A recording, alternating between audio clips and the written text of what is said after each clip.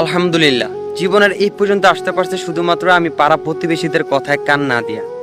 সেদিন যদি আমি পাড়া প্রতিবেশীর কথায় কান দিতাম, হয়তো আমার জীবনটা ওইখানে থাইমা যাইতো, আর আমি তাদের গোলামি করা শুরু করতাম।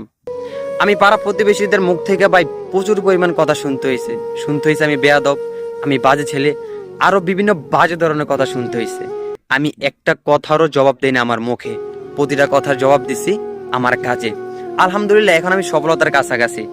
যারা আমার বিরোধিতা করছিল তারা এখন আমার সাথে বন্ধুত্ব করতে চায়, বাট আমার রুচিও আসে না তাদের সাথে কথা বলতে।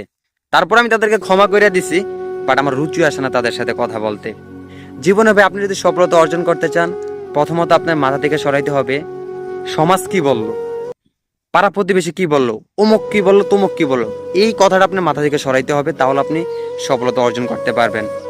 আপনি যদি ভাই না খেয়ে থাকেন না, একদিনও একজন আইসা জিজ্ঞাসা করবে না কিরে তুই কি খাইছস, না খেয়ে মারা যাবি নাকি এক গ্লাস পানি খাবি, আমি খাওয়াই, কেউ জিজ্ঞাসা করবে না। আর যদি আপনি ভালো একটা কাজ করেন, আপনি ভালো থাকার জন্য ভালো কিছু করেন, মানুষের এটা সহ্য হবে না, সমাজের সহ্য হবে না, সমাজের মানুষ দলবদ্ধভাবে আপনাকে টাইনা নিচে নামানোর ট্রাই করবে। সো সর্বশেষ এতটুকু বলবো, আপনি যদি জীবনে সফলতা অর্জন করতে চান তাহলে নিজের বুদ্ধিতে চলবেন, পাড়া প্রতিবেশীদের কথায় কখনো কান দেবেন না, তাহলে আপনি সফলতা অর্জন করতে পারবেন ইনশাআল্লাহ।